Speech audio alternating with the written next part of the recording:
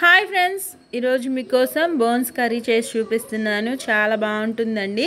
Mutton bones తోటి చేస్తున్నాను. దానిలో కొద్దిగా ఒక 10 పీసెస్ ఉంటాయి, చిన్నవి మటన్ పీసెస్. బోన్స్ విడిగా తీసి ఇలా చేస్తున్నాను. కర్రీ చాలా బాగుంటుంది, టేస్టీగా ఉంటుంది. ట్రై చేయండి. మీకు నచ్చితే లైక్ చేయండి ఫ్రెండ్స్. ఒక్కసారి నా వీడియోస్ వంటలు నచ్చితే కామెంట్ పెట్టండి. ఇప్పుడు దానికోసము మటన్ బోన్స్ ఒక 1/2 kg అన్నమాట.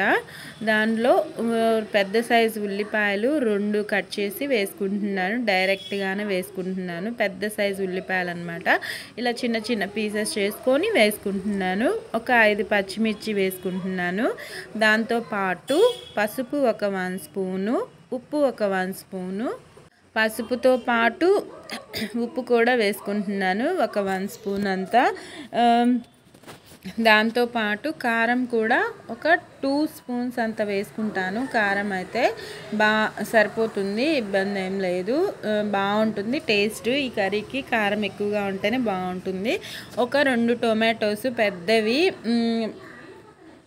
పేస్ట్లా పట్టుకున్నాను అనమాట. పేస్ట్ పట్టేసుకొని మిక్సీలో వేసేసుకుంటున్నాను.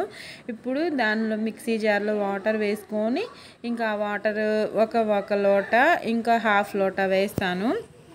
దాంతోపాటు వేసేసుకొని చక్కగా మిక్స్ చేసుకొని దానిలో వేసుకొని ఇంకా కలుపుకొని మొత్తం ఒక్కసారి కలిపేసుకొని మూత పెట్టి హై ఫ్లేమ్లోనే ఒక 5 to 7 విజిల్స్ 7 విజిల్స్ ఉంచుకోండి. మళ్ళీ 5 ఎందుకు, 7 విజిల్స్ ఉంచుకొని బోన్స్ బాగా ఉడికేంత వరకు బాగా 7 విజిల్స్ ఉడికించుకుందాము. చెప్పాను కదా 1.5 లోట వాటర్ వేస్తున్నానని.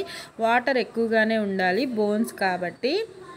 బోన్స్ కర్రీ కోసము మూత పెట్టి 7 విజిల్స్ బాగా హై ఫ్లేమ్లోనే పెట్టుకోండి. ఆ వాటర్ బోన్స్ కలిపి చక్కగా ఉడికిపోతాయి. ఇప్పుడు 7 విజిల్స్కి మూత తీసి చూపిస్తాను. చూడండి టెక్స్చరు. నేను ఆయిల్ ఇందాక వేయలేదు కదా, మసాలా పౌడర్ వేస్తున్నాను. ఇదేంటంటే ఎండు కొబ్బరి, గసగసాలు,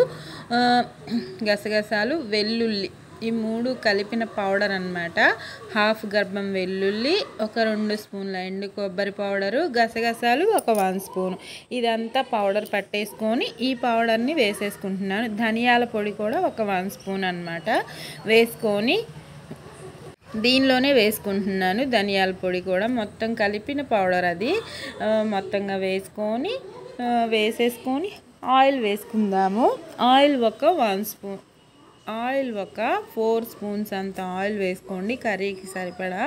ఈ టైంలోనే నేను కొద్దిగా పుదీనా, కొద్దిగా కొత్తిమీర, కాస్తంత కరివేపాకు, ఈ 3 వేసేసుకుంటాను. ఫ్లేవర్ బాగుంటుంది ఈ టైంలో వేస్తే, ఇంకా చాలా బాగుంటుంది. ట్రై చేయండి.